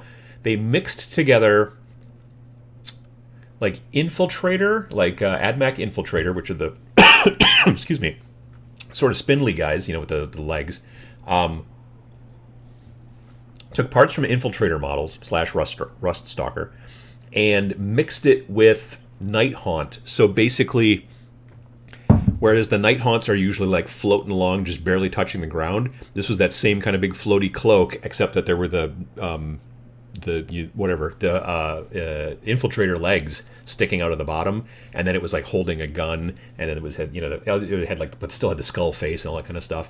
It was, I think, in one of the Facebook groups that's like based off, that's like about like Blanchitsu type stuff, Inquisitor 28, that kind of jazz.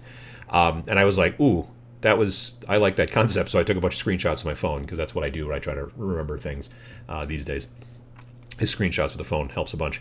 So at some point I would kind of like to attempt that, but I don't have any Infiltrators currently, so I might have to buy some. I mean, I have some built ones that I bought at Nova Open 2 years ago that are part of my very soon, hopefully, AdMech Warband. Like my whole AdMech Warband for Kill Team is built. They're just not painted yet. But there are infiltrators in that.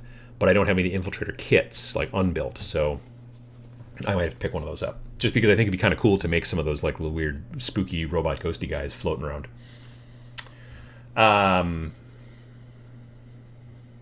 Drakari are 40k. Well, what the heck do you call Dark Elves in Age of Sigmar? Is it just Dark Elves? I don't know. I honestly have not paid attention. Tomb King's Warband. That you may not see. That's a good point.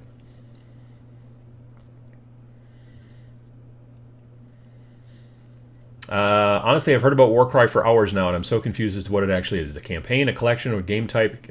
It's basically like Age of Sigmar Kill Team. So it's a separate game, uses separate rules. Like, if you've seen Age of Sigmar before, you know that there's like what they call them a war scroll. Well, like, so this is basically a war scroll for Warcry. So you've got movement, defense, hit points or whatever, wounds, I guess. And then this is your range, and this is how much damage you do, and this is your toughness, and this is like your damage / crit. And so it's a simplified kind of game. It is simpler than Warcry, especially in comparison. Like, you know, Warcry compared to 40k versus, Kill Team versus 40k versus Warcry to Age of Sigmar. But the difference is that if you, as a 40k player, sit down to look at Kill Team, everything makes sense pretty quickly because it's a lot of the same kind of stuff. Age of Sigmar is a good deal different than Warcry. Warcry is its own kind of put-together thing. And when Warcry was first announced, they came out with 6 new warbands just for Warcry. But then a little bit later after that, they were like, oh, well, if you want to use your Age of Sigmar folks, you can buy these packs of cards or whatever, and then you now have Warcry stats for your Age of Sigmar models. So it is a standalone kind of skirmish game, sort of like Kill Team is. I have the book.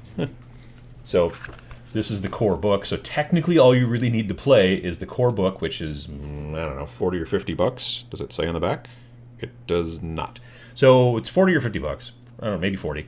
You need this book, and then you need some models. And like I said, you can use Age of Sigmar models and whatever. You just need to buy those packs of cards so that you have the stats. And I mean, that's literally about it. We need dice and, you know, that kind of jazz.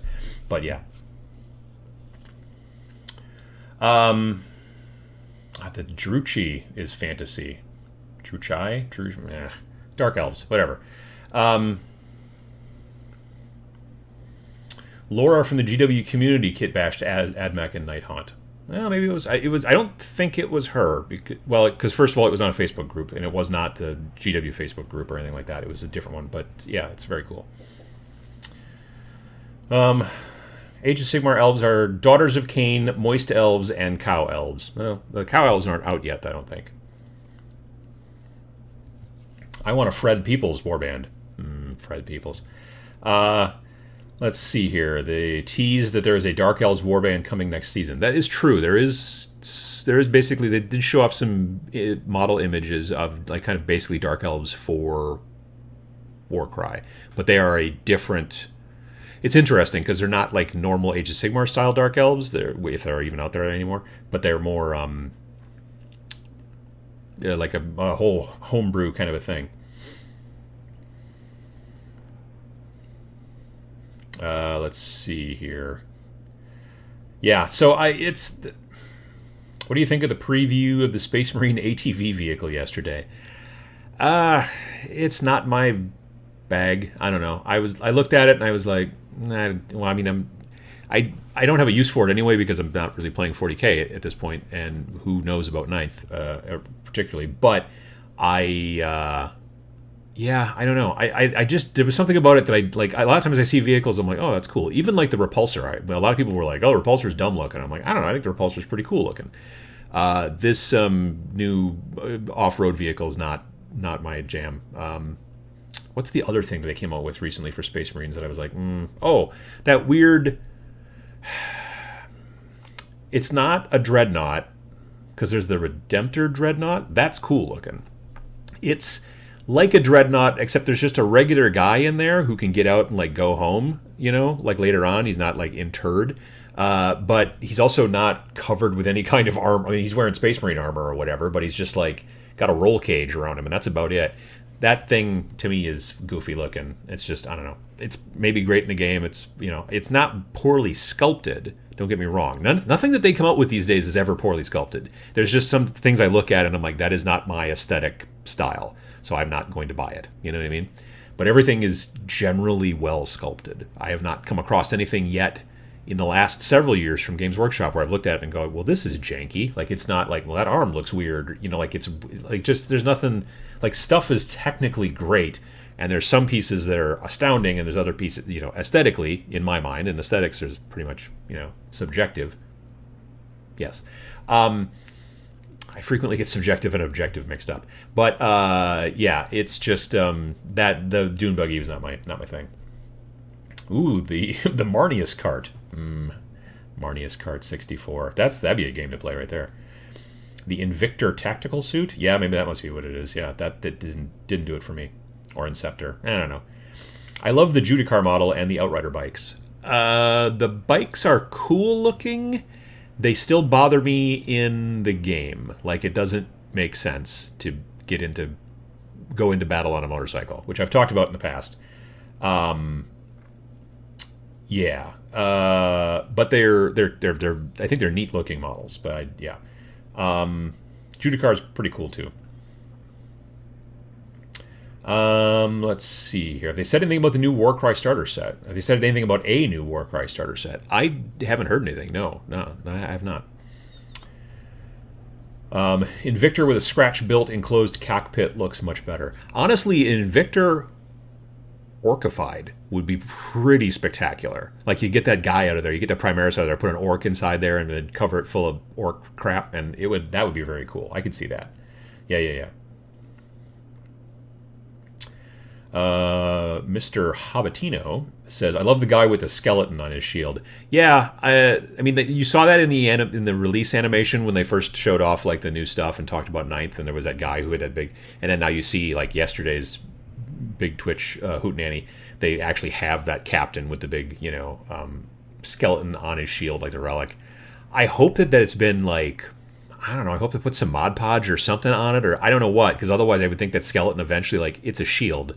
Eventually that skeleton, you'd be like done with the battle and you'd be like, oh, my skeleton's all broken. I have to get a new guy and throw him on there. Or, whatever. Maybe it's Wolverine. Maybe it's Wolverine skeleton, and so therefore it's almost impervious to damage. I don't know. It just doesn't seem like if you have a relic that is at least partially delicate, putting it on your shield is not a great idea. I mean, it's probably a storm shield, so it probably has a force field or whatever. I get that.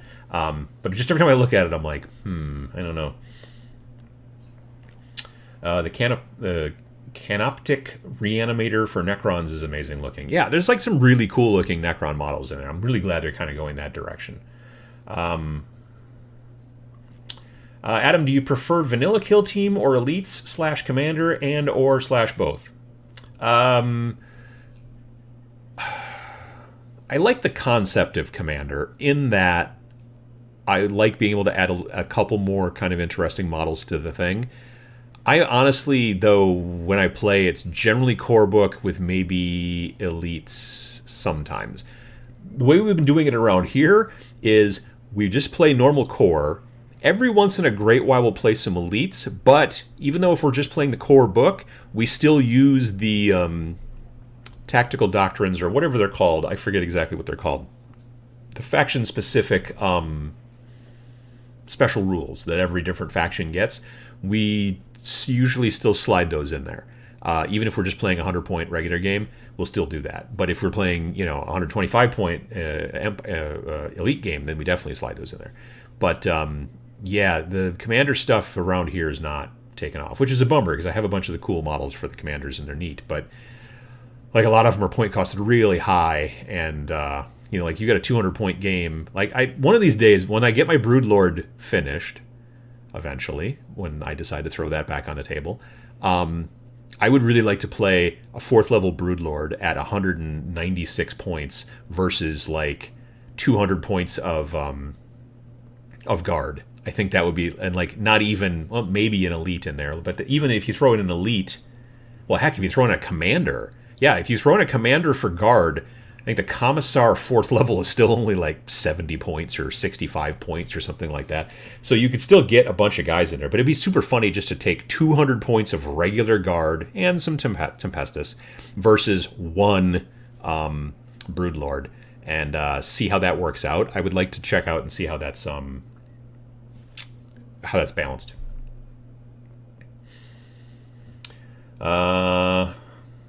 Should be plenty of replacement skeleton candidates after the battle. That's probably true. It's a good point. It's not like the Imperium is running low on skeletons. Well, that's also true. I would think that you would put somebody important, though, on that shield. Like, you wouldn't just be like, hey, can someone just find me a skeleton? I got to put it on the... Because it makes the shield look totally badass when I got a skeleton hanging off of it. So if we could just find a skeleton, I don't care whose. Like, I don't know, just Dave's cousin or whatever. Just find me a skeleton, and we'll just throw it on the shield. Like, I would assume that this is a hero, or maybe a bad guy, like it's like some super heretic or whatever, and we've got them on the shield and whatever. More likely, probably a good guy than a bad guy because it's a shield, and you're trying to, shield yourself from evil. If you put something evil on the shield, then I would think that it would probably be more likely to let stray bullets go by and hit you in the face. I don't know. I'm not a shield scientist, but yeah, I'm hoping that they're dipping it in something or doing something to it. Otherwise, or there's a real big force field. Otherwise, yeah, you're going to have to get a new skeleton like after every. Heck, you could just trip and fall down, and then you have to get a new skeleton. Skeletons are like dried out dead guy skeletons are not as strong as non-dead skeletons. Like and even regular not dead skeletons are still like that's how when you break a bone, that's your skeleton breaking. Just FYI. What about Kill Team Arena? That's not really my thing. I really prefer the 3-dimensionality of Kill Team. That's why I liked original Kill Team when it first came out, whereas I was originally kind of put off by the new reboot to Necromunda because everything was very 2-dimensional, and you had to buy a separate book to be able to play 3-dimensional. You had to buy the first, was it Gang War 1? I don't know. It was an extra book you had to buy so that you could then have rules in it for 3D boards. And so I was like, oh, that's a bummer. Whereas like Kill Team was all about 3D, and so I liked that quite a bit. I understand Arena is very is easier for competitive play when you're playing at tournaments and stuff like that, but it's just that's not my jam. So, what about those Necrons with the one eye and the huge guns? I'd buy those to use in a Tomorrow's War. Oh, that'd be kind of cool. Yeah, I could see that. Anyone know of a Ghost Rider mini in the same scale as Matchbox that I can use for Gaslands? Motorcycles in that scale are hard to find. Partially, one of the reasons... Let me back that up again. They added 2 motorcycles, at least, to that set of... from North Star miniatures with the plastic guns that you stick onto the Matchbox cars for Gaslands. And in that whole set of guns and missile launchers and battering rams and stuff like that, there's also 2 motorcycles in there. And I think that's because trying to find motorcycles at Matchbox scale is really hard because they would be pretty small in comparison to, say, like 28mm scale or even 15mm scale. So, yeah. Malev says that Primaris Captain is going to take an average of a minimum of 10. I said average. A minimum of 12 hours of paint. Yeah, that's a very intricate dude, is what that is. And it's interesting because when Dark Imperium came out, I was just thinking about this last night. When Dark Imperium came out, like the Primaris are very cool. They're great models, I think, but they aren't nearly like the models they're showing off in this new Indomitus box. Almost seem like Sternguard in comparison to regular TAC Marines. Like, you got your TAC Marines who are just normal, like the regular Space Marine dudes that we all have known for a long time. And then there's the box of Sternguard, where there's lots of options and tabards and this and that and all kinds of fancy shoulder pads and crazy gloves and all that, and there's just tons and tons and tons of detail. But they're Sternguard, they're supposed to be. And in this new box, like if you take the Captain and Gravis armor from last box set, and you take him up against new captain with the shield, with Dave's cousin attached to the front, and the whole deal, it's a very different looking model. Like, this guy is dressed for going clubbing, whereas the Gravis armor guy looks like he's out to do some work because he's got just regular armor on. It's not covered with all kinds of stuff. So, I mean, that's fun. But it's an interesting kind of variation since the last set. A lot of the Space Marines in the new set are crazy covered in detail and regalia, whereas the original Primaris, when they came out, looked like they were a lot more there to do work. You know what I mean? And I appreciate that to some degree. Like that, I was telling you about that mercenary that I was building for like Planet 28, Starbreach, whatever. But I I wanted her to be in power armor. So I took like the simplest like old TAC Marine power armor like chest piece and stuff like that, and just ground off anything that was like Imperium. There's like the little skull and all that stuff. I ground all that stuff off and sanded it and everything like that because I just wanted it to look like armor that you would use in a normal situation, as opposed to, because again, when I'm playing Planet 28, I'm not playing in the world of 40k. It's a different thing, so that's fine too. Anyway, yeah, it's cool. Cletus says that those North Star sprues are sold out. Well, they should have made more. That's dumb. I ended up, I found them locally, so that's good. Christian says, thanks for the answer about Kill Team Arena, but building armies for Kill Team, but getting a nice board and terrain seems like a huge investment compared to Arena's simplicity. Verticality is a minus, though. I mean, the whole concept behind Arena is that, A, it's not vertical, so you don't have to worry about, can I see this person, can I not? And B, the boards, I believe, are all mirrored. So it's never a situation of, like, I feel I have a tactical advantage picking this corner when it's deployment time versus that corner because of this and this and this. Because they're mirrored from each other, then it doesn't matter which side you're on. So that's why they did that. But again, it's not tall enough. I mean, in my opinion, there's no verticality, and so that's a bummer. But I mean, you don't need to use like the full-blown kill team terrain. You could easily use regular terrain. You could build your own stuff. There's lots of different stuff, lots of different options out there for you to use. Kill Team can be played on for basically any terrain. It just helps. I think it's more interesting when Kill Team's got the ability to have a vertical thing where you can go up and get up high and be sniped down and that kind of stuff. I think that's more interesting. Are you planning to add any other terrain to the starter box when you have your battle? No, I think for when my wife and I start playing a little bit more Warcry, it's going to be just the base stuff to start. I have been looking at some of the other boxes they've released of terrain and looking at it from the aspect of like, I like this, I could use it for Warcry, but also for Age of Sigmar. Like, I always want terrain to do at least double duty, if not triple duty, hopefully. So if I can find a piece of terrain that I'm like, I know I could use this for Starbreach and Planet 28 and probably 40k, then I'll be more likely to buy it.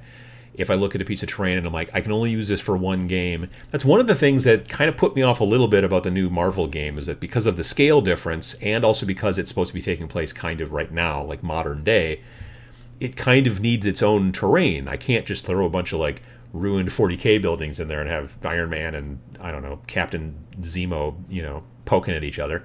But the upside, which is the way it was explained to me, is that the scale that they use for that game, and I forget exactly what scale it is. I think it might be O scale, but it's almost exactly the same scale as a train scale. Like electric trains, you ride them around in your basement. Well, you actually don't ride on them. You watch them go around.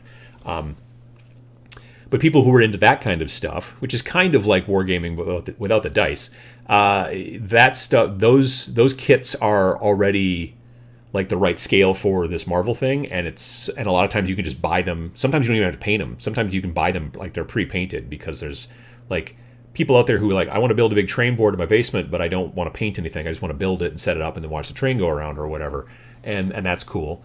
So there are things you can buy out there that are like modern day looking buildings that are already built, and so that's one of the reasons why I was a little bit more interested in Marvel, because they had done that, which was a smart move. If you're going to change the scale, then you need to be able to find good, quick, easy buildings to be able to slap in there. And the reason they changed the scale, in my opinion, honestly, is to make the models bigger so they'd stand out a little bit better. Like if Iron Man's only this big versus this big, then it's just gonna make it a little bit more like things on the comic book page are big, things, so it makes sense. I get that.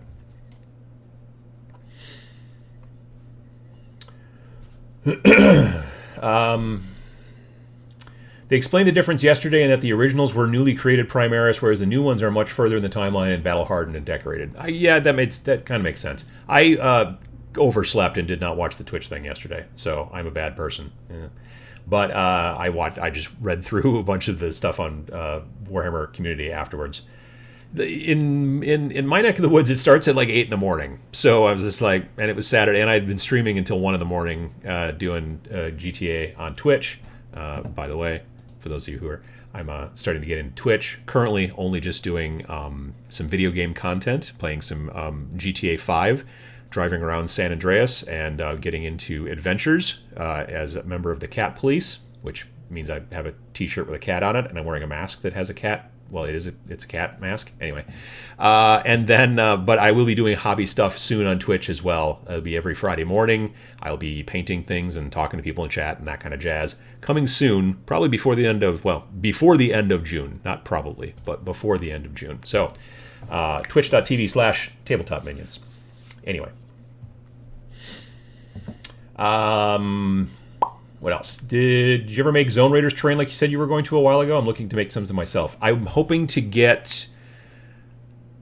I want to get a bunch of that stuff primed this summer. Some of it is built. I bought a bunch of MDF stuff from TT Combat.